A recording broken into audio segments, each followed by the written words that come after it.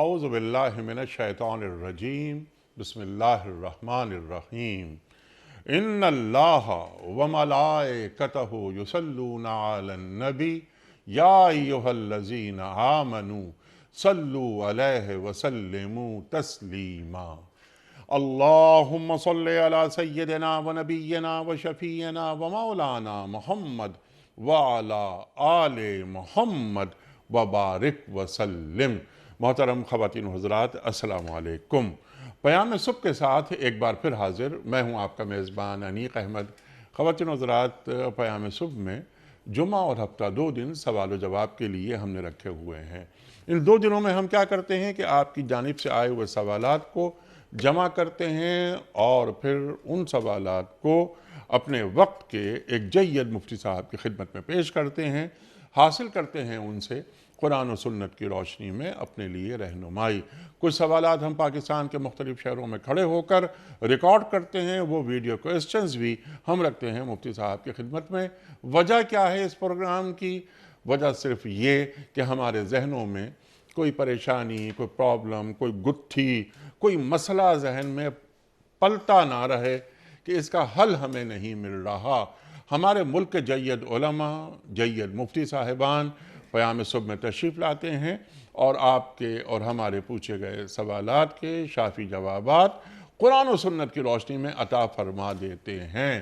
फसलू अहल ज़िक्र इन कुंतुम ला तालमून, सवाल करो अहले ज़िक्र से अगर तुम नहीं जानते। अल्लाह ताला कुरान करीम में फरमा रहा है। आज के हमारे मुअज़्ज़ज़ मेहमान हमारे मुल्क का एक जाना माना नाम, मकबूल और महबूब नाम, मोहतरम मुफ्ती इरशाद अहमद एजाज साहब। ख़वातीन व हज़रात, मुफ्ती इरशाद अहमद एजाज साहब क़याम सुबह का लाज़मी जुज़ मुसलसल 11 बरस से हमारे साथ हैं और हम हमेशा मुफ्ती साहब से सीखते हैं। एक दुनिया को आपने बहुत करीब से देखा, आज के जो जदीद मसाइल हैं उन पर भी गहरी निगाह।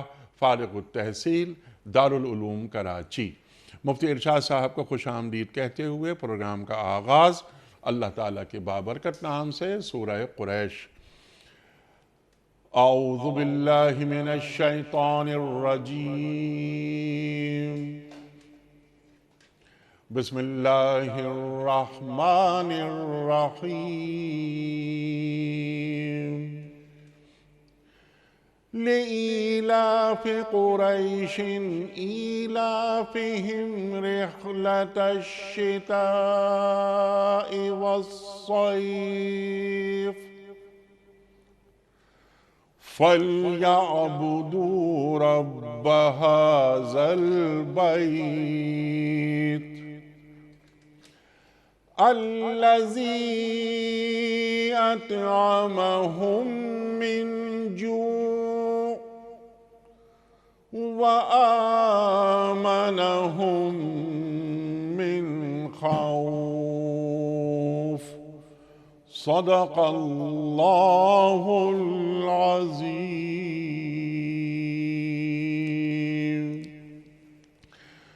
चूँकि कुरैश मानूस हुए, यानी जाड़े और गर्मी के सफ़रों से मानूस, लिहाजा उनको चाहिए कि इस घर के रब की इबादत करें जिसने इन्हें भूख से बचाकर खाने को दिया और खौफ से बचाकर अमन अता किया। सदक़ल्लाहुल अज़ीम। मुफ्ती साहब, पहला सवाल फ़ातिमा साहिबा का है अमेरिका से। उनका सवाल यह है कि मुफ्ती साहब, मेरा सवाल यह है कि हुकूमत जो सूद पर मुल्कों से या IMF से कर्ज़ लेती है उसका गुनाह किस पर होगा, क्योंकि ये पैसे तो पूरे मुल्क के लिए होते हैं और सारे मुल्क के लोग इस्तेमाल करते हैं। इरशाद। बिस्मिल्लाहिर्रहमानिर्रहीम नहमदुहु व नुसल्ली अला रसूलिहिल करीम अम्मा बाद। मनीक साहब, ये सवाल अच्छा सवाल है और इस सवाल के 2 पहलू हैं। एक तो ये कि इज्तिमाई ज़िम्मेदारी का हमें अगर एहसास हो तो हम ये समझेंगे कि कौमी सतह पे की जाने वाली कोई अच्छाई और कौमी सतह पे की जाने वाली कोई बुराई दोनों कौम की तरफ लौटती हैं। आज अगर पाकिस्तान किसी बड़े काम में, किसी खेल में, किसी साइंसी ईजाद में یا کسی اور چیز میں اگر سبقت لے جاتا ہے، کوئی قومی فخر کی بات ہوتی ہے تو ہم سب بطور قوم خوشی مناتے ہیں۔ ٹھیک۔ تو اسی طریقے سے اگر قومی طور پر کوئی ایسا کام ہے جو کہ غلط ہے اور اجتماعی شکل میں غلط ہو رہا ہے تو اس کی ذمہ داری اور اس کا افسوس ہم پر بھی آتا ہے۔ ایک تو یہ بات ہے اس کی۔ دوسری بات یہ ہے کہ جو چیزیں قومی سطح پہ یا اجتماعی سطح پہ کی جاتی ہیں ان میں، اور جو چیزیں انفرادی سطح پہ کی جاتی ہیں ان میں گناہ اور ان میں انسان پر آنے والے جو اس کے خراب اثرات ہیں اس پہ ایک لحاظ سے فرق ہوتا ہے۔ انفرادی طور پہ جب انسان کوئی کام کر رہا ہوتا ہے تو اس کے پاس اختیار اپنا ذاتی ہوتا ہے کہ وہ چاہے تو وہ یہ کام کرے، چاہے تو یہ کام نہ کرے۔ اگر ایک شخص ہے وہ سود پر لین دین کرتا ہے تو وہ زیادہ ذمہ دار اس لیے سمجھا جاتا ہے کہ وہ انفرادی حیثیت میں اپنے اختیار کو استعمال کرتے ہوئے یہ غلط کام میں شریک ہے یا غلط کام کر رہا ہے یا نہیں کر رہا۔ اس وجہ سے علماء کرام نے کسی کام میں، کسی گناہ کے ارتکاب میں یہ تفصیل لکھی ہے کہ اس میں یہ دیکھا جاتا ہے کہ انسان اس کے ساتھ براہ راست کس حد تک اس میں مداخلت کرتا ہے، یعنی بالواسطہ تعلق اس کا زیادہ ہے یا براہ راست تعلق زیادہ ہے۔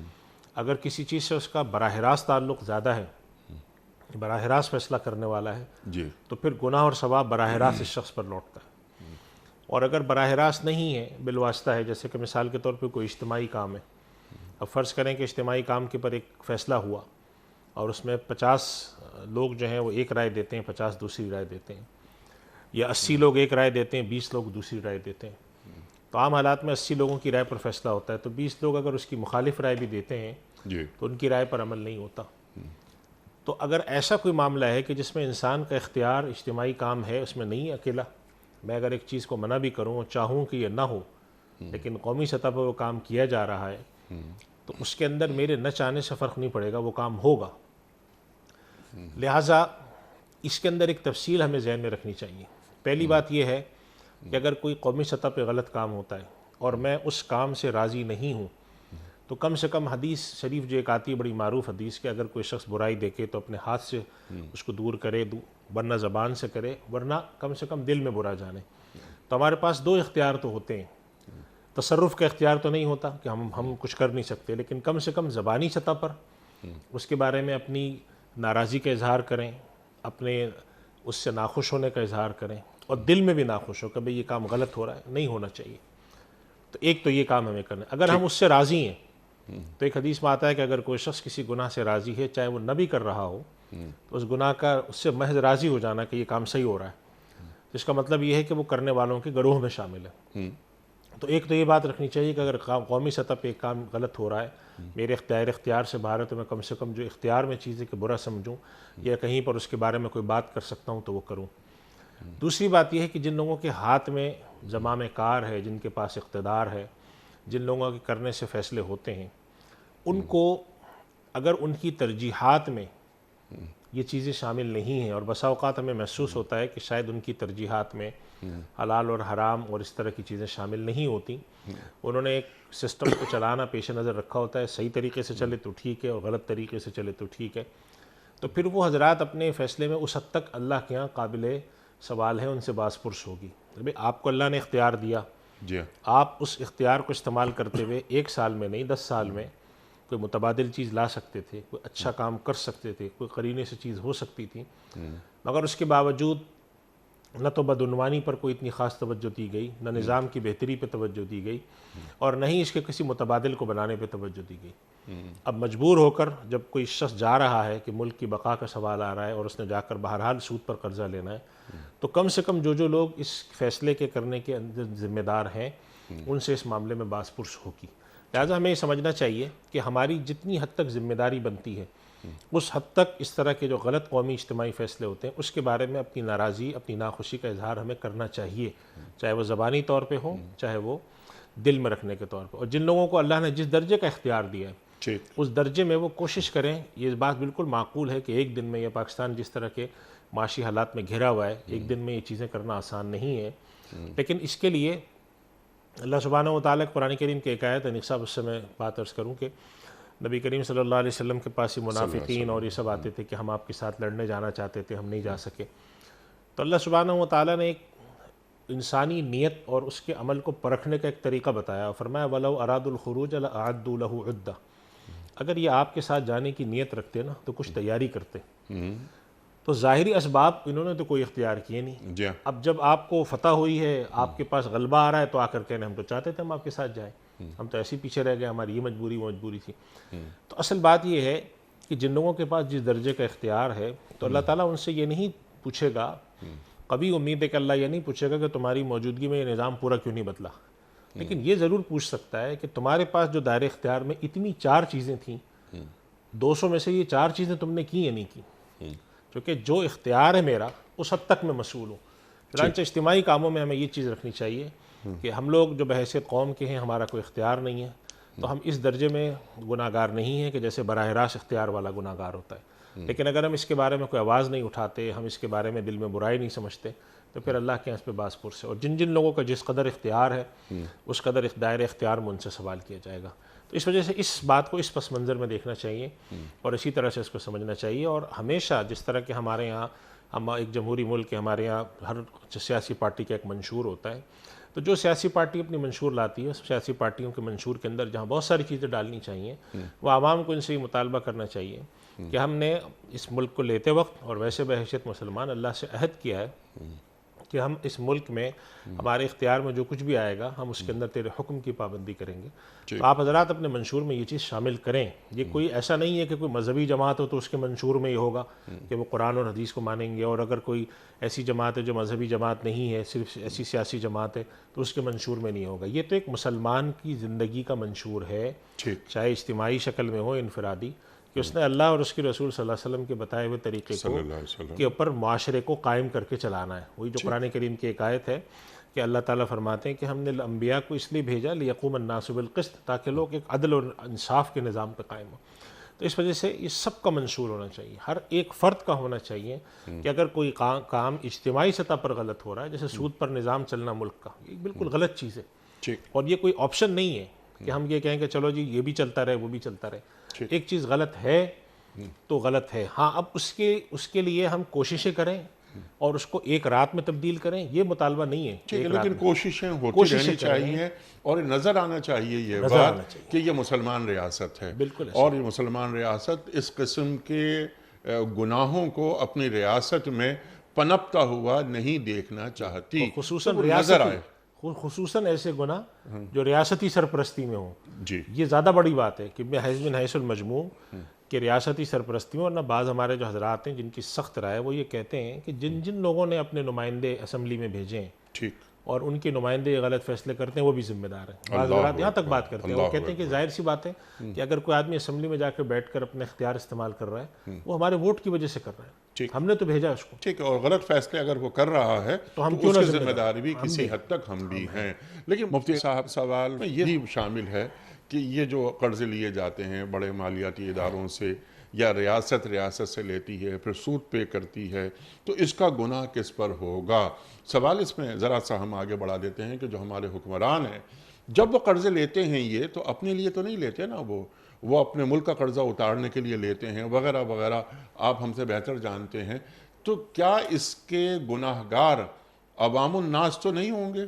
دیکھیے, اس قرضے سے فائدہ عوام اٹھاتے ہیں. ٹھیک, ظاہر ہے کہ ریاست کا معاملہ چل رہا ہے, ریاست کے اخراجات پورے ہونے کے لیے یہ قرضے لیے جاتے ہیں, چاہے اس کے اندر کسی بھی قسم کا, چاہے آپ قرضوں کے اوپر جو سود ادا کیا جاتا ہے جسے ہم ڈیٹ سروسنگ کہتے ہیں, چاہے آپ وہ اس کے لیے آپ پیسے لیتے ہوں, یا انٹرنیشنل جو آپ باہر سے چیزیں امپورٹ کر رہے ہیں اس کی پیمنٹ کرنے کے لیے آپ کو ڈالر کی ضرورت ہوتی ہو, یا اپنے ملک کا اندرونی نظام چلانے کے لیے جس چیز کے لیے بھی آپ قرضے لیتے ہیں اس کا اجتماعی فائدہ تو مملکت کو من حیث المجموع جاتا ہے. جی ہاں, تو اس وجہ سے اس فیصلے میں ہم یہ نہیں سمجھ سکتے کہ ہم بری الذمہ ہیں. 100% مرتکب ایک شخص جو ہوتا ہے کہ اپنے 100% اختیار سے کوئی کام کر رہا ہے اس میں اور ہم میں یقیناً فرق ہے, لیکن ہم یہ سمجھ لیں کہ ہم بالکل بری الذمہ ہیں, ہم بالکل فارغ بیٹھے ہیں, اور جو حکمراں ہیں صرف اسمبلیوں میں بیٹھے ہوئے ہیں یا پرائم منسٹر ہیں یا جو بھی ہیں جن کے پاس اختیار ہے, قوت قاہرہ ہے, صرف وہ ذمہ دار ہیں, ایسا نہیں ہے.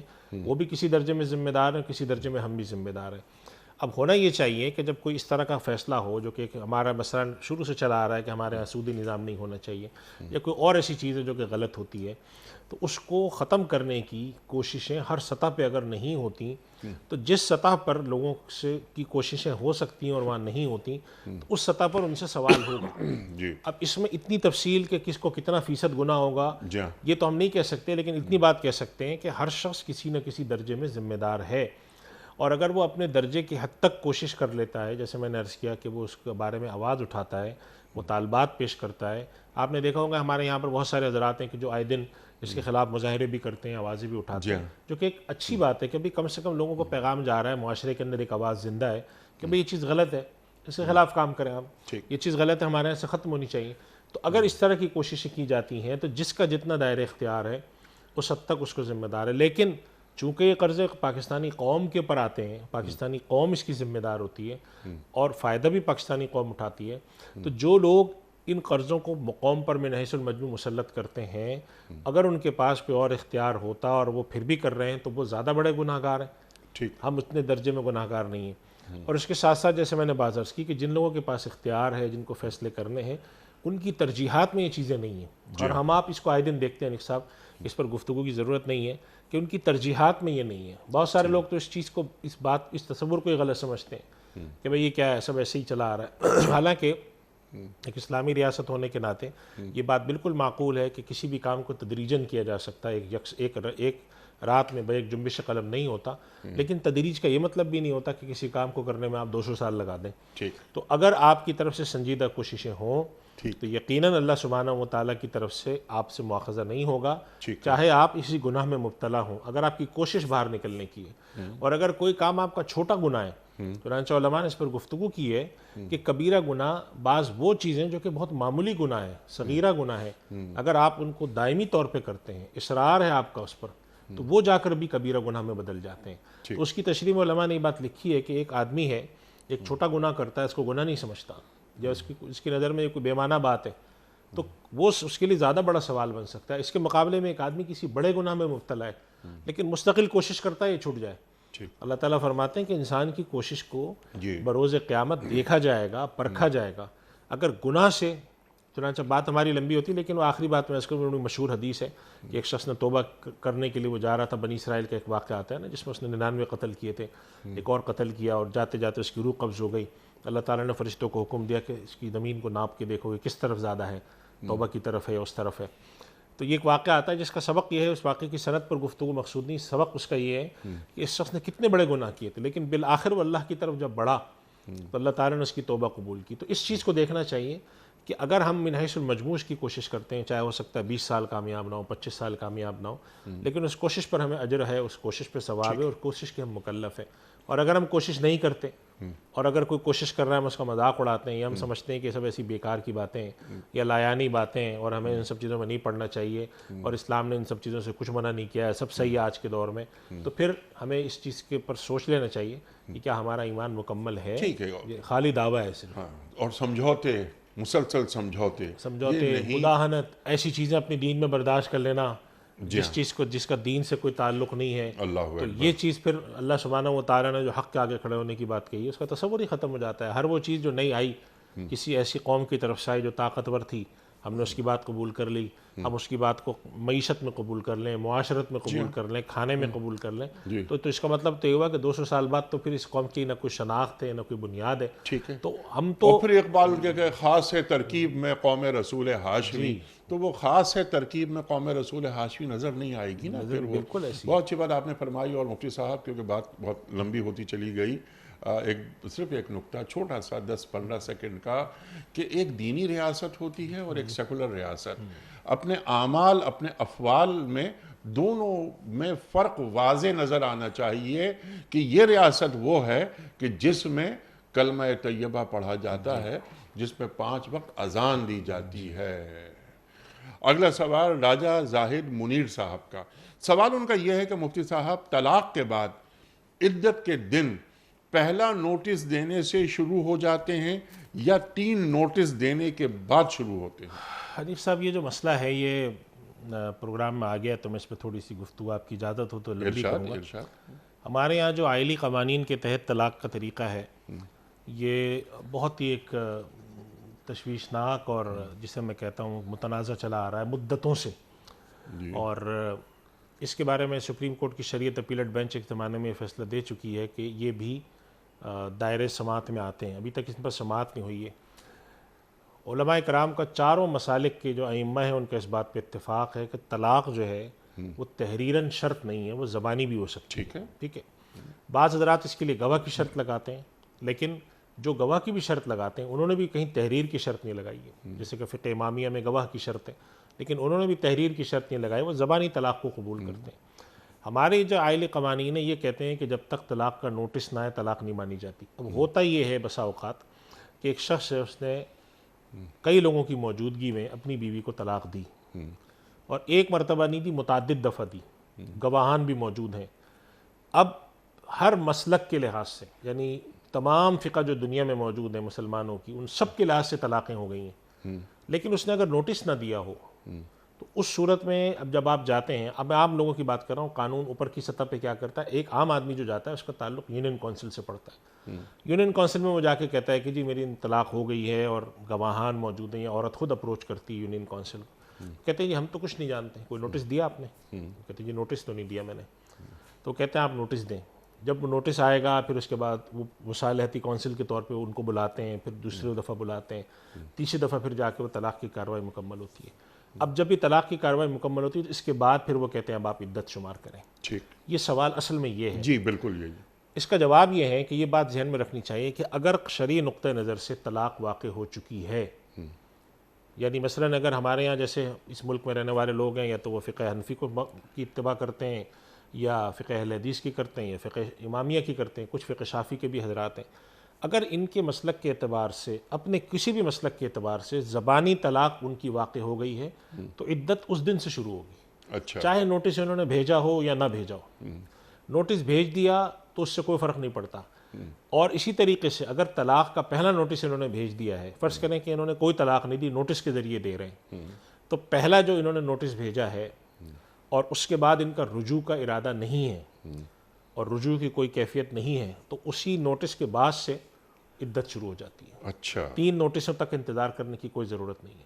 تو یہ بات ذہن میں رکھیں ان کے جواب میں کہ اگر طلاق واقع ہو چکی ہے، فقہ حنفی کے یہ ماننے والے ہیں، فقہ حنفی کے اعتبار سے، فقہ اہل حدیث کے اعتبار سے ہو گئی، یہ فقہ امامیہ کے کسی بھی اعتبار سے زبانی طلاق اگر ہو گئی تو آپ کی عدت شروع ہو گئی، چاہے آپ نے نوٹس بھیجا ہو یا نہ بھیجا ہو. اس چیز کا ہمیں خیال رکھنا چاہیے، اور میں سمجھتا ہوں کہ ہماری جتنی بھی سیاسی جماعتیں، خصوصاً مذہبی جماعتیں، ان کی ذمہ داری بنتی ہے کہ اس کے حوالے سے وہ قانون سازی کی مہم چلائیں، پارلیمنٹ میں وہ چیز پیش کریں، اپیلٹ بینچ میں جائیں، کہ اس کی وجہ سے بڑے مارکے ہیں. ابھی آپ کو یاد ہوگا حال میں ایک لاہور ہائی کورٹ کا ایک فیصلہ بھی آیا تھا جس کے اندر انہوں نے اس طرح کی بات کہی تھی کہ جو عدت کے دوران نکاح کیا جائے وہ نکاح فاسد ہے، باطل نہیں ہے.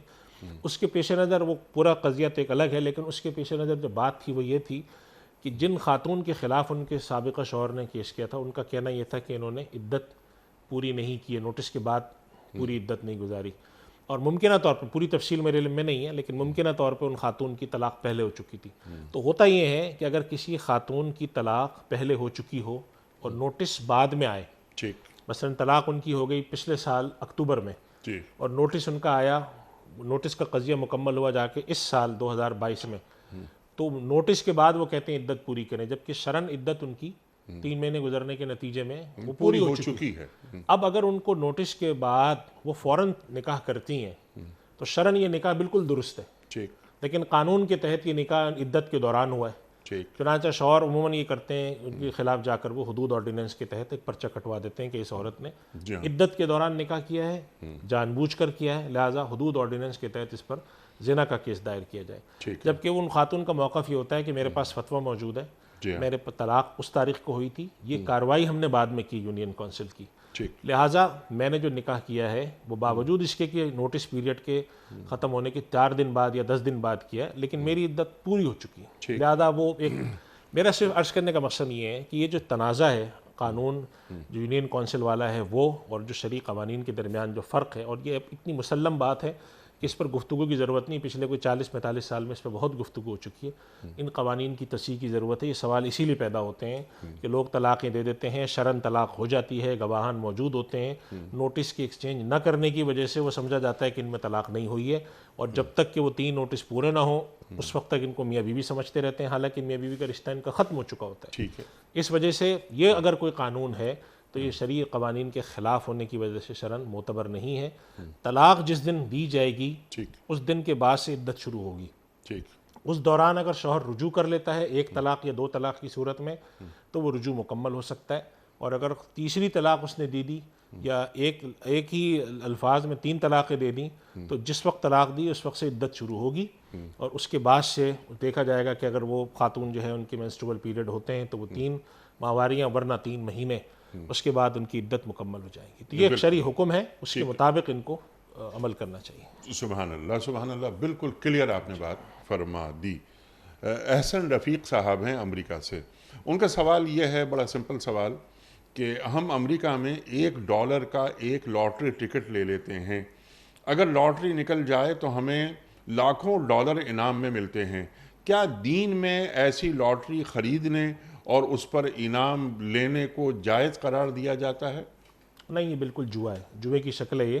ٹھیک ہے. اور پاکستان میں بھی ایک زمانے میں بہت ہوتا تھا, تو سپریم کورٹ نے اس پر 25 سال پہلے پابندی لگائی تھی. اچھا. یہ جوئے کی شکل ہے. اچھا. اور یہ جوا لوگوں کو محسوس اس لیے نہیں ہوتا کہ اس کے اندر جو سبسکرپشن ہے, یہ کنٹریبیوشن کہہ لیں آپ, یہ جو لوگ پیسے دے رہے ہوتے ہیں وہ بہت چھوٹی اماؤنٹ ہوتی ہے. مثال کے طور پہ امریکہ کے لحاظ سے $5 یا $10 کوئی بڑی رقم نہیں ہے. ٹھیک. لیکن یہ پھر بھی جوا ہے, اور کھیلنے والوں کی تعداد بہت زیادہ ہوتی ہے. مثال کے طور پہ 10 لاکھ لوگ جو ہیں, اگر ہر مہینے کوئی $1, کوئی $2, کوئی $3 دے رہا ہو, تو اس لاٹری والوں کے پاس ہر مہینے تقریباً $10 سے $20 لاکھ کا ریونیو آ رہا ہوتا ہے. ٹھیک. اور اس میں سے وہ قرآن اندازی کر کے کچھ کو دے دیتے ہیں انعام, باقی وہ خود رکھتے ہیں. یہ صراحتاً جوا ہے, اور اللہ سبحانہ و تعالیٰ نے جوئے کو اور اس کو بالکل صراحتاً حرام اور شیطان کا رجس من عمل الشیطان کہا ہے. جی. شیطان کے جو گندے غلیظ اور گھناؤنے کام ہے اس میں سے کہا ہے. اور قرآن کریم نے جوئے اور شراب کے بارے میں ایک خاص بات بتائی ہے کہ جوئے کے ذریعے شیطان تمہارے درمیان لڑائی عداوت پیدا کرتا ہے. اور حقیقت یہی ہے کہ جوا کھیلنے والے جتنے لوگ بھی ہوتے ہیں, چونکہ جوا پانسے کا کام ہوتا ہے, سامنے والے کی اگر نصیب میں کوئی چیز ہو گئی تو یہ اس کو ناپسند ہوتی ہے, اور اگر اس کے نصیب میں ہو گئی تو سامنے والے کو ناپسند ہوتی ہے. اس کے مقابلے میں تجارت جو ہے اس کے اندر دونوں کو چونکہ نفع حاصل ہوتا ہے, جو بیچنے والا ہے اس کو پیسے ملتے ہیں, جو خریدار ہے اس کو چیز ملتی ہے, تو وہ ایک دوسرے کے خلاف عداوت نہیں ہوتی. اس وجہ سے یہ صراحتاً حرام ہے, اور اس طرح کی لاٹری وغیرہ میں بالکل حصہ نہیں لینا چاہیے. اور اگر کسی نے حصہ لے لیا ہے تو وہ ٹکٹ پھاڑ کے پھینک دے, اور یہ واپس کر سکتا ہے تو واپس کر دے. کلیئر. لاٹری حرام ہے, سراسر حرام ہے. رفیہ ناز صاحبہ کا سوال ہے, انہیں کوئی شکایت بھی ہے. وہ یہ فرماتی ہیں کہ مفتی صاحب, مال سے محبت ایک فتنہ ہے, اس میں کوئی شک نہیں. آپ لوگ اپنے پروگرام میں بس اتنا ہی بتاتے ہیں, آپ لوگ یہ نہیں بتاتے کہ اس فتنے سے دور کیسے رہا جاتا ہے. انیق صاحب, اصل میں دیکھیے, مال سے محبت, مال کے محبت کے 3 درجے ہیں, میں عرض کر دوں. ٹھیک. پہلا درجہ یہ ہے کہ مال سے اس قدر تعلق رکھنا کہ جس سے انسان کی بنیادی ضرورت پوری ہو, انسان کسی کے اوپر ڈپینڈنٹ نہ ہو, کسی کا محتاج نہ ہو, اپنی ضرورتیں پوری کرتا ہو. اس قدر مال سے تعلق رکھنا شرعاً ضروری ہے. نبی کریم صلی اللہ علیہ وسلم کی خدمت میں اگر کوئی شخص, ایسے 1-2 واقعات آتے ہیں کہ آپ کی خدمت میں ایک صحابی آئے اور بہت فقیر تھے, انہوں نے آپ سے کہا کہ 10 دراز کیا کہ رسول اللہ کچھ مجھے عطا فرمائیے. تو آپ صلی اللہ علیہ وسلم نے ان کو, وہاں حاضرین میں صحابہ کرام بیٹھے تھے, مگر ان میں سے کسی سے نہیں کہا کہ ان کو 5 درہم 10 درہم دے دو. آپ نے فرمایا کہ تمہارے گھر میں کچھ ہے تو وہ لے کر آؤ. تو وہ لے کر آئے, ان کے ہاتھ میں ایک پیالہ تھا پرانا لکڑی کا. تو آپ صلی اللہ علیہ وسلم نے اس لکڑی کے پیالے کے بارے میں فرمایا کوئی مجھ سے خریدے گا؟ تو ایسی تھا پیارا تھا, اتنی قیمت بھی نہیں تھی, لیکن صحابہ کرام نے اللہ کے نبی صلی اللہ علیہ وسلم کے اس کہنے پر, ایک صحابی نے کہا میں 1 درہم دوں گا, آپ نے فرمایا کہ 2 دے گا, تو ایک نے کہا رسول اللہ میں دے دوں گا. 2 درہم آپ نے لیے, اور ان صاحب کا وہ جو فقیر صحابی تھا ان کا پیالہ ان کو دیا, اور ان سے کہا آپ 2 درہم لو اور جا کر جو ہے تم کچھ لے کر آؤ. کلہاڑی کا وہ جو پھل منگایا دھار, اور اس میں اپنے دستے مبارک سے لکڑی کا دستہ لگایا, اور جا کر کا لکڑی کاٹو اور لکڑیاں کاٹ کے بیچو. وہ گئے, پھر 1-1.5 ہفتے بعد آئے, ان کے پاس 4-5-6-7 درہم تھے. تو آپ صلی اللہ علیہ وسلم نے فرمایا کہ تم یہ کچھ اس سے کھانا لے لو اپنے گھر کے لیے، کچھ پہننے کا کپڑا لے لو. پھر فرمایا کہ دیکھو یہ اس سے کہیں بہتر ہے کہ تمہارا ہاتھ دراز کرنا، ہاتھ پھیلانا ٹھیک قیامت کے دن تمہارے ماتھے پر ایک داغ بن کر آئے. ٹھیک اس کے نتیجے میں علماء نے لکھا ہے کہ مال سے اس قدر تعلق جس سے انسان اپنی بنیادی ضرورتیں پوری کرے، حلال حرام کی جو بنیادی فرق ہیں جس کے لیے انسان کو ضرورت پیش آتی ہے، اس کی زیر کفالت جو بچے بیوی ہیں، اس حد تک مال کا کمانا، مال سے تعلق رکھنا یہ ضروری ہے. اور اگر انسان اس سے غافل ہوگا تو عقل مند اور سمجھدار ہونے کے باوجود غافل ہے تو وہ گناہ گار بھی ہے. اچھا دوسرا درجہ یہ ہے کہ انسان مال سے تعلق رکھے لیکن مال کی محبت کو خدا کے احکام کے تابع رکھے. خدا کا حکم اوپر ہو، مال کی محبت نیچے. سبحان اللہ. خوب کماتا ہے کمائے. آپ صلی اللہ علیہ وسلم نے فرمایا کہ نعم المال الصالح للرجل الصالح، کیا ہی خوب ہے اچھا مال نیک آدمی کے لیے. وجہ اس کی کیا آپ نے ارشاد فرمائی کہ اس کے پاس مال ہوتا ہے، وہ خوب اللہ کے راہ میں خرچ کرتا ہے، مستحقین کی مدد کرتا ہے، غریبوں کی مدد، اس کے مال سے دوسروں کو نفع پہنچتا ہے. تو اگر ایسا شخص ہے کہ وہ مال کماتا ہے لیکن خدا خوفی بھی ہے، حلال حرام کا فرق رکھتا ہے، مال کا حق ادا کرتا ہے، اللہ کے راستے میں خرچ کرتا ہے، وَيُطْعِمُونَ الطَّعَامَ عَلَىٰ حُبِّهِ مسکینا و یتیما و اسیرا پر عمل کرتا ہے، خوب خرچ کرتا ہے اللہ کے راہ میں، تو اس مال کی محبت بھی منع نہیں ہے. ایک تیسرا درجہ ہے جو منع ہے، اور وہ درجہ کیا ہے کہ مال غالب ہو، مال اوپر ہو اور اللہ کا حکم نیچے ہو. حدیث شریف میں آتا ہے قیامت کی نشانی میں سے نشانی ہے کہ انسان مال کمائے گا اور اس کو اس کی پرواہ نہیں ہوگی کہ وہ کہاں سے آ رہا ہے. اللہ اکبر. یعنی اس نے کہا مال آنا چاہیے. آج کل ہم دیکھتے ہیں نا لوگ دوسروں کی زمینوں پہ قبضہ کرتے ہیں، حرام کھاتے ہیں، مال لوٹتے ہیں، قبضے کرتے ہیں، بےایمانیاں کرتے ہیں، فراڈ کرتے ہیں اور کہتے ہیں یہ ہماری اسمارٹنیس ہے.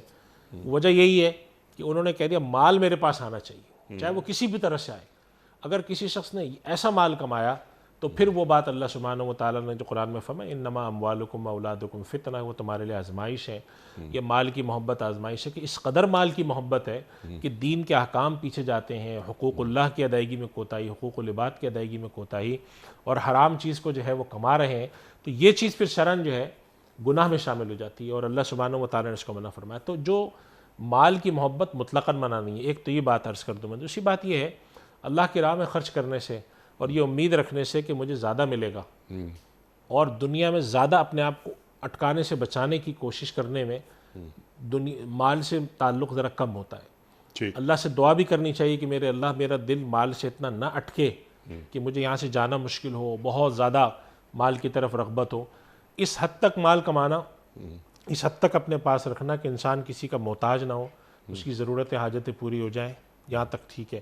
پھر ایسی چیزوں کا مطالعہ کرنا، ایسی چیزیں سننا جس میں اللہ کے نبی صلی اللہ علیہ وسلم نے ترغیب دی ہے سادہ زندگی کی، ترغیب دی ہے کہ انسان دنیا میں ہلکا پھلکا رہے، ترغیب دی ہے کہ انسان دنیا کے اندر صلی اللہ علیہ وسلم کی ایک حدیث میں جس میں ارشاد فرمایا کہ عیش و عشرت پسند نہ ہو، سادہ زندگی بسر کرنے کا عادی ہو. اس سے کیا ہوتا ہے کہ انسان مال کی محبت کم ہوتی ہے. جب اخراجات انسان بڑھاتا ہے، غیر ضروری طور پر نمود و نمائش کی طرف بڑھتا ہے، تو پھر اس کو پیسے کی بھی ضرورت ہوتی ہے. اگر آپ 50 ہزار روپے کی 2 لاکھ روپے کی گھڑی پہننے کے عادی ہوں اور آپ 25 ہزار روپے کے کپڑے ڈیزائنر پہننے کے عادی ہوں تو نتیجہ یہ نکلے گا آپ کے اخراجات بڑھتے ہیں. اور ہوتا کیا ہے کہ اعلموا انما الحیات الدنیا لعب و لہو و زینت و تفاخر، بس کچھ نہیں ہوتا. صرف میں نے بہت اچھی گھڑی ایک برانڈڈ پہن لی تو اس سے صرف یہ ہوتا ہے کہ دوسرے مجھے دیکھ کر متاثر ہو جاتے ہیں، اس سے میں خوش ہو جاتا ہوں، اس کے علاوہ کچھ نہیں ہے. تو اس طرح کی چیزوں کو اگر نظر میں رکھیں کہ اللہ تعالیٰ نے مال ہمیں اس لیے نہیں دیا کہ ہم دنیا میں آ کے فخر کریں، مباحات کریں، ہم دوسروں کو دکھائیں کہ جو چیز ہمارے پاس ہے تمہارے پاس نہیں ہے. زینت اختیار کریں، صاف ستھرا رہیں، کسی کی محتاجی نہ ہو، اس حد تک ہمارے پاس دولت ہو، یہ ضروری ہے. اور پھر دولت ہمارے لیے ذخیرہ آخرت بنے کہ ہم لوگوں کے اللہ کی راہ پہ خرچ کریں. زکوٰۃ جوڑ کر حصہ نہ دیں بلکہ زکوٰۃ سے بڑھتی دیں. اور قرآن کریم میں جو فرمایا گیا کہ اگر تم جو ہے وہ صدقات دیتے ہو، اور حدیث شریف میں بھی اس بات کا مضمون آتا ہے کہ جیسے قرآن کریم میں وما انفقتم من شیء فہو یخلف، تم کوئی اس کے راستے میں خرچ کرتے ہو تو وہ لوٹا دیتا ہے. اور حدیث شریف میں بھی آتا ہے کہ صدقہ کرنے سے مال کم نہیں ہوتا. تو اس نظریے کے تحت اگر مال کے ساتھ تعلق رکھا جائے تو پھر وہ مال کی محبت جائز دائرے میں ہوتی ہے کہ آپ حرام حلال کی بھی فکر کرتے ہیں، حقوق اللہ حقوق العباد کی بھی فکر کرتے ہیں، اور اللہ کی راہ میں خوب خرچ کر کے مالی عبادت انجام دیتے ہیں.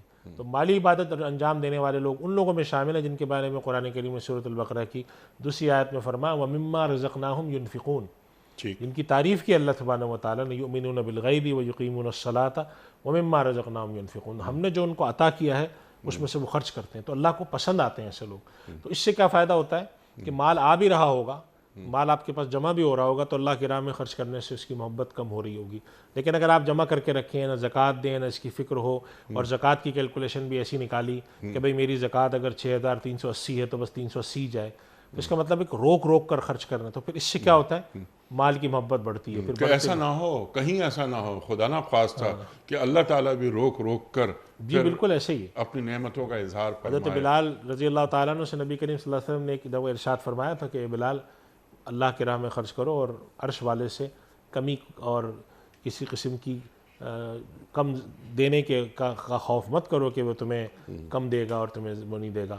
اسی طریقے سے قرآن کریم میں ایک اور ذکر آتا ہے ایسے لوگوں کا کہ وہ اللہ تعالیٰ نے ان کو، سورہ قلم میں ذکر آتا ہے کہ اللہ سبحانہ و تعالیٰ نے ان کو باغ دیا تھا، تو وہ صبح صبح باغ کاٹنے 1-2 دن پہلے پہنچ گئے کہ اللہ يدخلنها اليوم علیکم مسکین، ایسا نہ ہو کہ جب ہم کھیتی کاٹ رہے ہوں تو کوئی مسکین آ جائے اس کو دینا پڑ جائے، راتوں رات جا کر کھیت کاٹ کے آ جاؤ، نہ کوئی فقیر تمہارے سامنے آئے گا نہ اس کو دینا پڑے گا۔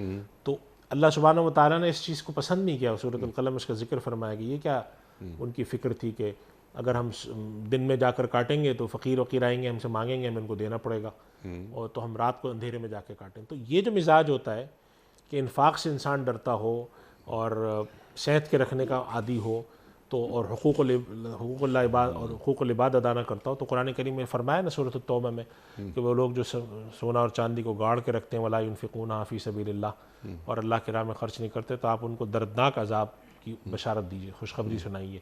یعنی طنز میں اللہ نے فرمایا، اور فرمایا کہ قیامت کے دن ان چیزوں کو داغ گرم کر کے ان کے جسم کو داغا جائے گا، یہ تم اپنے لیے سینت کے رکھتے تھے۔ اس کی تشریح میں علماء نے لکھا ہے یہ تو کمائی بھی ان کی حرام ہے، یہ حلال کمائی ہے، مگر حقوق اللہ حقوق العباد کا خیال نہیں ہے، تو پھر ایسا مال آپ کے لیے وبال بن جاتا ہے، ٹھیک ہے، ایسے مال کی محبت آپ کے لیے ناجائز ہے۔ ٹھیک ہے۔ اللہ کے رسول صلی اللہ علیہ وآلہ وسلم یہ بھی تعلیم فرما رہے ہیں امت کو کہ عبد الدینار اور عبد الدرہم نہ بنو، اس کے کیا مطلب ہے؟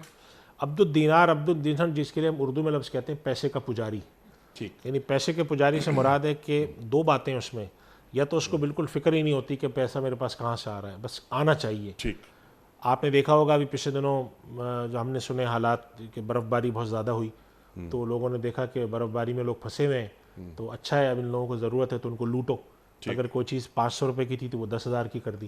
اب یہ کیا ہے؟ یہ کہلاتے ہیں پیسے کے پجاری، کہ انہوں نے اس سے قطع نظر ہو کر سوچا کہ اگر ہمارے مسلمان بھائیوں کی ضرورت ہے تو آج ہمیں آخرت کمانے کا موقع ملا ہے، تو آج ہم جو ہیں وہ حضرت عثمان غنی رضی اللہ تعالیٰ عنہ کا مشہور واقعہ ہے کہ جب آپ کا قافلہ آیا، مدینے میں قحط تھا، جی ہاں، تو سارے تاجر پہنچ گئے کہ ہمیں آپ دیں، ہم آپ کو 1 کے بدلے 2 دیں گے، تو آپ نے فرمایا میرا تو سودا ایسا ہوا ہے کہ 1 کے بدلے 10 مل رہے ہیں، تو انہوں نے کہا ایسا تو ہم نہیں کر سکتے کہ 1 روپے کی چیز کے 10 روپے دیں، تو انہوں نے کہا نہیں میرا تو یہی سودا ہوا ہے، اور پھر سارا مال اللہ کی راہ میں خرچ کر دیا۔ تو یہ مزاج جو ہے یہ عبد الدینار کا نہیں ہوتا۔ عبد الدینار کا مزاج یہ ہے کہ رمضان المبارک آ رہا ہے تو کسی چیز کی قلت پیدا کرو، چینی کی قلت، چنے کی قلت، کھجور کی قلت پیدا کرو، تاکہ اگر کوئی چیز 400 روپے کلو ہے تو وہ 800 روپے ہو جائے، جی ہاں، پھر میں کماؤں۔ تو اس طرح کے لوگ ہیں، یا حرام کی فکر ہے کہ جو پیسہ آنا چاہیے، یا اس کی فکر ہے کہ ایک دفعہ آ گیا تو میرے آس پاس جو لوگ بھی ہیں رہتے ہیں مجھے اس کی کیا کرنی، میرا ہے وہ اپنا کمائیں۔ جیسے کہ قرآن کریم میں اللہ سبحانہ وتعالیٰ نے سورہ یاسین میں فرمایا کہ جب ان لوگوں سے کہا جاتا ہے کہ اللہ کے راہ میں خرچ کرو، تو یہ کہتے ہیں کہ ہم اس پہ خرچ کریں جس کو اللہ چاہتا تو کھلا دیتا، انتم اللہ و شاء اللہ تم، بھائی اللہ تعالیٰ کھلا دیتا نا اس کو، جب اللہ نے نہیں دیا تو ہم کیوں دیں؟ تو اللہ تعالیٰ نے ایسے لوگوں کو کہا کہ تم سری گمراہی میں ہو، تم سمجھے ہی نہیں کہ اس کائنات میں اللہ نے کسی کو فراخی دی کسی کو تنگی دی، جی ہاں، جس کو فراخی دی اس سے کہا کہ تم اس تنگ دست کی مدد کرو، تم سے رب راضی ہوگا۔ اب تم آ کر یہاں پر ایک عجیب فلسفہ لے کے بیٹھ گئے کہ بھئی اگر اللہ تعالیٰ نے دینا ہوتا تو اس کو بھی دیتا، تو اللہ تعالیٰ نے اس دنیا کی تقسیم ایسی تو نہیں رکھی، کوئی جنت تو نہیں بنائی، یہ تو دنیا بنائی، آزمائش رکھی۔ تو عبد الدینار عبد الدرہم وہ ہے کہ جو حلال حرام کی فکر نہیں کرتا، موقع کو جانے نہیں دیتا، ہورڈنگ کرتے ہیں، ذخیرہ اندوزیاں کرتے ہیں، اور اس سے قطع نظر کہ مسلمانوں کا فائدہ نفع نقصان، انہوں نے صرف اپنے 4 پیسے بنانے، اپنی بوٹی کے لیے دوسرے کی گائے گرانا۔ تو پھر ایسے لوگوں کے بارے میں فرمایا گیا جس کے لیے اردو میں بھی ہم کہتے ہیں کہ یہ دولت کا انتہا سے زیادہ پجاری ہے، اور بالکل حوث اس کے اندر اتنی ہے مال کی، اس سے کسی چیز کی فکر نہیں ہوتی۔ تو پھر ایسے لوگ کے لیے اللہ کے نبی صلی اللہ علیہ وسلم فرماتے ہیں تعیس عبد الدینار تعیس عبد الدرہم، اس کا ستیہ ناس ہو، اس کا جسے ہم کہتے ہیں کہ یہ ہلاک ہو، یہ مطلب کس قسم کا آدمی، کتنی اس کی وجہ یہ ہوتی ہے کہ عبد الدینار اور عبد الدرہم کی جو فکری جو اپج ہوتی ہے نا وہ بہت ہی پست ہوتی ہے، یعنی اس سے وہ باہر ہی نہیں جاتا۔ جیسے کہ ایک ہی دفعہ آپ ہی نے اس پروگرام میں یہ بات سنائی تھی کہ کسی کے بارے میں کہا تھا کہ یہ آدمی اتنا فقیر ہے کہ اس کے پاس پتہ نہیں شاید پیسے کے علاوہ کوئی دولت نہیں ہے اس کے پاس. تو جس طرح طنز کے طور پہ کہتے ہیں کہ یہ آدمی اتنا فقیر ہے کہ صرف اس کا پیسہ ہے اور اس کے پاس علم، دولت، اخلاق، سخاوت کچھ نہیں ہے. جی تو ایسا نہیں ہونا چاہیے کہ آپ اتنے فقیر ہوں کہ آپ کے پاس صرف پیسہ ہو. ہر امت کا ایک فتنہ ہوتا ہے. اللہ کے رسول فرما رہے ہیں صلی اللہ علیہ وآلہ وسلم میری امت کا فتنہ مال ہے. جی اللہ اکبر. تو اس فتنے سے دور رہا جائے. آپ نے بالکل واضح کر دی بات کہ ضروریات ہیں، کسی کے آگے ہاتھ نہیں پھیلانا پڑے. لیکن کیا ضروری ہے کہ میرے گھر میں ایک گاڑی سے اگر کام نکلتا ہو تو 10 گاڑیاں کھڑی ہوئی ہوں؟ میرا ایک گھر، چھوٹے گھر میں گزارا ہو سکتا ہے، تو ایسا نہ ہو کہ میرا 1000 گز کا گھر ہے اور 2 افراد رہنے والے. تو یہ ناقدری ہے اور اللہ تعالیٰ کی نعمتوں کا استحصال ہے. جو کچھ رب کا ہے وہ سب کا ہے، یہ بس ذہن میں رہنا چاہیے. اور یہ پیسہ کیا ہے؟ پیسے کی جگہ ہاتھ ہے، پیسے کی جگہ دل نہیں ہونا چاہیے. استغنا، اب استغنا پہ کسی اور پروگرام میں بات کریں گے انشاءاللہ کہ استغنا کہتے کسے ہیں. کچھ ویڈیو کوسچنز آپ کی خدمت میں مفتی صاحب.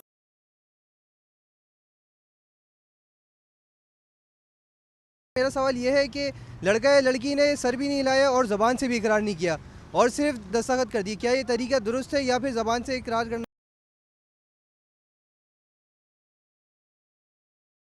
ویسے عام طور پہ ایسا ہوتا تو نہیں ہے کہ جہاں پر آپ جائیں اور وہاں پر وہ زبان سے اقرار نہ کریں. عام طور پہ تلقین کرتے ہیں. اگر کہیں پر لڑکا بیٹھا ہوا ہے اور خطیب موجود ہیں تو وہ تو ان سے پوچھتے ہیں اور الفاظ کہلواتے ہیں، مائک سامنے کرتے ہیں. جی لیکن اگر فرض کریں کہ ایسا کوئی سمجھ میں آتا ہے کہ جہاں پر انہوں نے صرف دستخط بھی کیے ہیں تو دستخط اس بات کی علامت ہے ٹھیک کہ وہ اپنے آپ کو، اگر وہ لڑکا ہے تو بطور شوہر لڑکی کو نکاح میں قبول کر رہا ہے، اور اگر وہ لڑکی ہے تو وہ لڑکے کو بطور شوہر نکاح میں قبول کرے. اور دستخط اگر اس نے کیے ہیں تو یقیناً نکاح نامے پہ کیے ہیں. جی اس میں باقی تفصیلات بھی ہوتی ہیں کہ کس سے نکاح ہو رہا ہے، کتنا مہر ہے، تو شرعاً یہ نکاح ہو جائے گا. بہتر یہ ہے کہ باقاعدہ طور پہ الفاظ ادا کیے جائیں تاکہ لوگ سنیں. لیکن اگر الفاظ ادا نہیں کیے گئے اور دستخط بھی کر دیے گئے تو اس سے بھی پھر نکاح منعقد ہو جاتا. سبحان اللہ سبحان اللہ. اگلا سوال لیتے ہیں.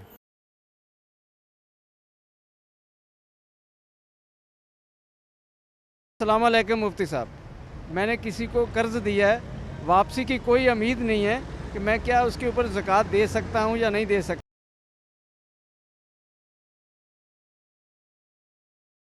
پوچھ رہے ہیں کہ فرض کریں کہ انہوں نے کسی کو 50,000 قرضہ دیا ہے اور اب وہ اس آدمی سے کوئی امید نہیں کہ 50,000 واپس آئے. ٹھیک. تو کیا میں اس 50,000 پہ جو میں نے کسی کو دیے تھے اور اب اس کے ملنے کی امید ختم ہو گئی ہے، ان 50,000 پر بھی زکوٰۃ ادا کروں یا میں ان پر زکوٰۃ ادا نہ کروں؟ ٹھیک. تو اس کا جواب یہ ہے کہ اگر کوئی قرضہ ایسا ہے، آپ نے کسی قرضے پر اصولاً زکوٰۃ ہوتی ہے، یعنی قرضے پر زکوٰۃ کا مفہوم یہ ہے کہ میں نے اگر کسی کو قرضہ دیا اور مجھے اس سے پیسے لینے ہیں، جس کو آج کی زبان میں ہم کہتے ہیں ریسیویبل، جی کہ میرا اگر کوئی قابل وصول مال ہے تو میں جب زکوٰۃ کا حساب کروں گا تو میں اس کو بھی شامل کروں گا کہ یہ پیسے مجھے فلاں صاحب سے لینے ہیں. لیکن اگر کسی وجہ سے یہ امید ختم ہو جاتی ہے اور اندازہ ہوتا ہے کہ یہ صاحب اب پیسے نہیں دیں گے، تو پھر ایسے جو قرضے ہیں جن کو ہم بیڈ ڈیٹ کی اس طرح استعمال کرتے ہیں، جی تو ان کو پھر زکوٰۃ کے حساب کتاب میں سے منع کر دیا جاتا ہے، ان پر زکوٰۃ نہیں. لہٰذا اگر یہ اپنی زکوٰۃ کی کیلکولیشن کرتے ہیں تو ان 50,000 روپے پر زکوٰۃ نہیں ہے، اس لیے کہ ابھی 50,000 ملنے کی امید ختم ہو چکی ہے. تو ان کا بظاہر سوال اس سے متعلق ہے. بعض دفعہ لوگ ایک اور سوال کرتے ہیں، چونکہ یہ سوال آیا تو میں اس کی بھی وضاحت کر دوں. بعض دفعہ لوگ یہ پوچھتے ہیں کہ ہم نے ایک صاحب کو 50,000 مثلاً قرضہ دیا، اب وہ ہمیں دے نہیں سکتے، تو کیا ہم یہ تصور کر لیں کہ ہمارے 50,000 زکوٰۃ میں ادا ہو گئے؟ اس کا جواب ہے کہ نہیں، ایسا نہیں کر سکتے. ٹھیک. اگر آپ نے ان کو دیتے وقت قرضے کی نیت کی تھی اور اب وہ نہیں واپس کر رہے، ٹھیک. تو اب آپ ان کو اس کو زکوٰۃ کے حساب میں ایڈجسٹ نہیں کر سکتے. ٹھیک. ان کو جب ان سے وہ مل جائیں تو پھر کریں. اور اگر دیتے وقت نیت کر لی تھی آپ نے، دیتے وقت کہا تو ان کو یہی کہ میں قرضہ دے رہا ہوں، لیکن آپ کو اندازہ تھا کہ یہ قرضہ واپس نہیں آئے گا، ٹھیک. تو دیتے وقت زکوٰۃ کی نیت کی تھی تو پھر زکوٰۃ ادا ہو جائے گی، اور اگر دیتے وقت نہیں کی تھی تو زکوٰۃ ادا نہیں ہوگی. ان کے سوال میں دونوں سوالات کا امکان تھا، زیادہ وہ تھا جو میں نے پہلے عرض کیا، ٹھیک ہے. تو یہ اس لیے ان کے سوال کے دونوں جواب ہو. مفتی صاحب ایک امکان اور بھی ہے اس سوال پہ، وہ میں عرض کرتا ہوں آپ کی خدمت میں. آپ نے مجھے 50,000 روپے دیے اور وہ بالکل میں اس قابل ہی نہیں کہ میں آپ کو واپس کر سکوں. آپ نے اسے معاف کر دیا, ختم ہو گئی بات. اور جیسے آپ نے فرمایا کہ اسے زکوٰۃ میں شامل نہیں کیا جا سکتا, آپ اس پر زکوٰۃ نہیں دے رہے. کوئی 8 سال کے بعد میں اس قابل ہو گیا کہ میں آپ کو وہ 50,000 روپے واپس کر دوں. تو جب میں نے 50,000 روپے آپ کو واپس کر دیے تو کیا آپ پورے 8 سال کی زکوٰۃ دیں گے؟ نہیں, پورے 8 سال کی زکوٰۃ نہیں ہے, چونکہ وہ یعنی ایک صورت یہ ہوتی ہے کہ جیسے اس میں 2 صورتیں ہیں کہ ایک صاحب کو آپ نے قرضہ دیا اور وہ مدت پہ واپس نہیں کر سکے, آپ نے دل میں سوچ لیا کہ اب یہ قرضہ میں نے معاف کر دیا, ٹھیک ہے, اب وہ لے کر آ گئے دوبارہ پیسے کچھ 7-8 سال بعد. اب آپ کے لیے یہ ممکن نہیں ہے کہ آپ ان کو کہیں میں نے تو معاف کر دیا, ان کا تعلق کی نوعیت ایسی ہے. ٹھیک. اب 2 صورتیں ممکن ہیں کہ آپ ان سے پیسے لیں اور یہ نیت کر لیں میں تو معاف کر چکا تھا, اب یہ پیسے میرے ہیں نہیں. اچھا, آپ وہ پیسے لیں اور کسی اور کو ان کی طرف سے دے دیں یا صدقہ کر دیں, اس صورت میں بھی زکوٰۃ نہیں ہے, ظاہر ہے, چونکہ آپ نیت ہی کر چکے ہیں. ٹھیک. ایک صورت یہ ہوتی ہے کہ آپ اس قرضے سے مایوس ہو چکے ہیں کہ اب میرے پاس یہ قرضہ آنا نہیں ہے, تو آپ نے اپنے حساب میں سے کاٹ دیا, معاف کیا نہیں کیا, ایک الگ بحث ہے, اس کو معاف نہیں کیا. اب جب وہ ملے گا ٹھیک ہے, تو کیا آپ اپنے گزشتہ سالوں کی زکوٰۃ دیں گے یا نہیں دیں گے؟ جی. تو اس پر گزشتہ سالوں کی زکوٰۃ نہیں ہے. اچھا, صرف آپ جس سال ملا ہے اس سال سے اس کو نئے حساب میں شمار کریں یا اس سال کی زکوٰۃ دیتے وہ کافی ہے. اور اس کی وجہ یہ ہے کہ اس طرح کا جو مال ہوتا ہے بعض دفعہ وہ ملتا ہے کوئی 10 سال بعد, بعض دفعہ ملتا ہے 20 سال بعد, بعض دفعہ ملتا ہے 25 سال بعد. تو ہم یہ نہیں کہیں گے کہ 25 سال کی زکوٰۃ ایک ساتھ نکالیں, بلکہ ہم یہ کہیں گے کہ زکوٰۃ اس کی اب اس کا نیا حساب کتاب شروع کر دیں, اس لیے کہ یہ پیسہ ان کا حقیقت میں ڈوب چکا تھا. اب کسی وجہ سے اگر وہ واپس آ گیا ہے تو اسی مدت کی زکوٰۃ وہ نہیں دیں گے. نہیں دیں گے زکوٰۃ وہ. ٹھیک ہے. میرا خیال ہے یہ آخری سوال ہے آج کے پروگرام کا. سوال مفتی صاحب کی خدمت میں.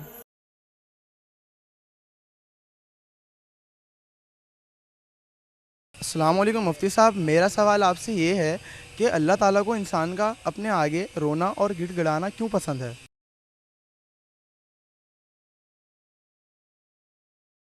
کا سادہ سا جواب یہ ہے جی. کہ اللہ سبحانہ و تعالیٰ کو بندگی پسند ہے اور عاجزی پسند ہے. اور اللہ کے آگے جب انسان روتا ہے اور گڑ گڑاتا ہے تو اپنی عاجزی اور بندگی کا اظہار کرتا ہے کمال کے طریقے پہ, اس لیے اللہ سبحانہ و تعالیٰ کو پسند ہے. اور ضروری نہیں ہے کہ انسان گڑ گڑائے, یہ بھی بات ذہن میں رکھنی چاہیے. ہمارے یہاں بعض دفعہ لوگوں کو یہ ہوتا ہے کہ جب تک گڑ گڑاؤ نہیں کچھ نہیں ہوگا, لیکن اللہ کو پسند ہے اور اس کے پیچھے بندگی کا اظہار ہے. جتنا انسان اللہ کے آگے عاجزی اختیار کرتا ہے, تضرع اختیار کرتا ہے, روتا ہے, تو اس کی بندگی کا اظہار ہوتا ہے. یہاں پر ایک دفعہ بس بعض لوگ ذرا ایک ماڈرن کوسچن بھی کر لیتے ہیں کہ اللہ کو بندے کو اتنا رلا کر اتنا تنگ کر کے کیا ملتا ہے. تو بات یہ ہے کہ یہ سوال اس وقت آتا ہے کہ جب آپ اس دنیا کی حقیقت کو نہ سمجھیں. اللہ سبحانہ و تعالیٰ نے کہیں پر دنیا کے بارے میں کہیں پر قرآن کریم میں یہ نہیں فرمایا کہ ہم نے تمہارے لیے ایسی جگہ بنائی ہے کہ جس کے اندر تم عیش و عشرت میں رہو. اللہ سبحانہ و تعالیٰ نے جگہ جگہ یہ بات کا ارشاد فرمایا ہے کہ یہاں دنیا میں ہم نے اس لیے بھیجا ہے, ہم تمہیں آزمائش میں رکھ رہے ہیں, ہم یہ دیکھنا چاہتے ہیں کہ تم کیا کرو گے. ایک جگہ فرمایا کہ لوگ سمجھتے ہیں کہ وہ ایمان لائیں گے اور ان کا آزمائش نہیں ہوگی. ایک جگہ یہ فرمایا کہ ہم نے دنیا کو بنایا اس لیے کہ ہم دیکھیں کہ تم میں اچھا کون ہے. تو جب انسان کے اللہ سبحانہ و تعالیٰ نے اچھائی اور برائی کو دیکھنا ہے, بندگی اور غیر بندگی کو دیکھنا ہے, تو پھر اس کے لیے ظاہری طور پہ انسان کے لیے یہ ہے کہ کہیں پر وہ مشکل میں ہوگا تو کہیں پر راحت میں ہوگا, اور کہیں پر وہ بندگی کا اظہار کرے گا تو کہیں پہ تکبر کرے گا. تو جہاں تکبر اللہ کو سخت ناپسند ہے تو اس کے مقابلے میں جو چیز ہے عاجزی وہ پسند ہے. تو اللہ سبحانہ و تعالیٰ بندے کی عاجزی اور بندگی دیکھتا ہے, اپنی طرف رجوع دیکھتا ہے. تو اس وجہ سے اللہ سبحانہ و تعالیٰ کو پسند ہے. اللہ کو مقابلے میں جیسے قرآن کریم میں فرمایا کہ جو لوگ ادعونی استجب لکم, اللہ تعالیٰ فرماتے ہیں کہ تم دعا کرو میں قبول کروں گا, اور جو لوگ میرے آگے دعا کرنے سے روح گردانی کرتے ہیں سیدخلون جہنم داخلین, مطلب وہ کہتے ہیں اللہ سے مانگنے کی کیا ضرورت ہے, خدا سے کیوں مانگیں ہم. یہ تکبر ہے, یہ تکبر ہے. جیسے شیطان نے اللہ تعالیٰ نے فرمایا سجدہ کرو, نے کہا میں کیوں کروں, یہ تو مٹی سے بنایا اور یہ میں آگ سے بناؤں. تو یہ اللہ کو ناپسند ہے. تو اس کے مقابلے میں ہر وہ چیز جس میں عاجزی ہے, ہر وہ چیز جس کے اندر بندگی کی اظہار ہے, چاہے وہ رونا ہو چاہے سجدہ ریز ہونا ہے, وہ اللہ کو پسند آتا ہے. ٹھیک. یہ جو گڑ گڑانا ہے, یہ رونا ہے, اللہ کے سامنے اپنی حاجت بیان کرنا ہے, یہ سب اللہ تعالیٰ کو پسند ہے. اور اللہ تعالیٰ کے علم میں ہوتا ہے کہ بندے کو کیا چاہیے. تو اللہ بغیر گڑ گڑائے بغیر دعا مانگے بھی دے سکتا ہے. لیکن کیونکہ اللہ کو گڑ گڑانا اور مانگنا پسند ہے, جو آپ نے عاجزی سے تعبیر کیا, تو اللہ تعالیٰ نوازتا ہے اپنی نعمتوں اس سے. میں ایک بات آپ کی اجازت تو اور بھی عرض کروں کہ دیکھیں رونا گڑ گڑانا بعض دفعہ تکلیف کی وجہ سے ہوتا ہے، بعض دفعہ غم کی وجہ سے ہوتا ہے، اور بعض دفعہ محبت و تعلق میں ہوتا ہے. یہ محبت اور تعلق کا گڑ گڑانا بندے کا صرف اللہ سے ہوتا ہے. سبحان یعنی اللہ. کہ جو لوگ اللہ کے آگے جا کے گڑ گڑاتے ہیں جی یا اللہ کے آگے جو ہے وہ تضرع اختیار کرتے ہیں، کوئی ضروری نہیں کہ وہ بہت کسی مشکل میں ہوں، پریشانی میں جو بھی جا رہے ہیں، وہ تو راحت میں بھی اللہ کو پکارتے ہیں، وہ کھڑے بھی پکارتے ہیں، بیٹھے بھی پکارتے ہیں، تضرع اور بھی صرف اللہ ہی کو پکارتے اللہ ہی کو پکارتے ہیں. تو اے اللہ اس رونے میں کشائی تیرے علاوہ کون کر سکتا اس رونے میں وہ رونا پھر عبادت ہے. ایک کہ کسی کو چوٹ لگی رو رہا ہے، بیماری ہے رو رہا ہے، وہ اظہار غم ہوتا ہے یا اظہار علم ہوتا ہے. یہاں پر اظہار بندگی ہے، اظہار عجز و نیاز ہے، تو پھر الشوے سے اللہ سبحانہ و تعالیٰ کو پسند ہے. سبحان اللہ سبحان اللہ. مفتی صاحب آپ کا بڑا ممنون، بڑا شکر گزار، آپ تشریف لائے. خواتین و حضرات، ہمارے علماء کو اللہ سلامت رکھے، تشریف لاتے ہیں اور ہمارے اور آپ کے پوچھے گئے سوالات کے شافی جوابات قرآن و سنت کی روشنی میں عطا فرماتے ہیں. آج کے پروگرام کا مقصد ہی یہ ہے کہ ہمارے ذہنوں میں کوئی گتھی ایسی نہ ہو کہ جو سلجھ نہ پائے. سوالات ذہنوں میں اٹھتے ہیں اور ہمارے دین کے پاس ہمارے ہر مسئلے کا حل موجود ہے. بس ضرورت اس بات کی ہوتی ہے کہ کسی اہل علم، اہل نظر اور اہل ذکر کی خدمت میں اپنے سوالات رکھے جائیں. مفتی صاحب ایک بار پھر آپ کا بڑا شکر گزار، آپ تشریف لائے اور ہمیشہ کی طرح آج بھی ہم نے آپ سے بہت سیکھا. پیام صبح کا اختتام ہوتا ہے روزانہ ایک قول پر، اور وہ قول ہوتا ہے صاحب نہج البلاغہ امیر المومنین حضرت علی مرتضیٰ کرم اللہ وجہہ کا.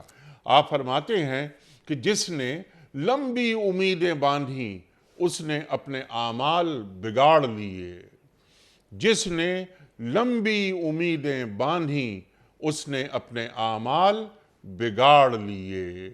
اللہ اکبر. اپنے میزبان انیق احمد کو کل تک کے لیے اجازت دیجیے. خدا حافظ.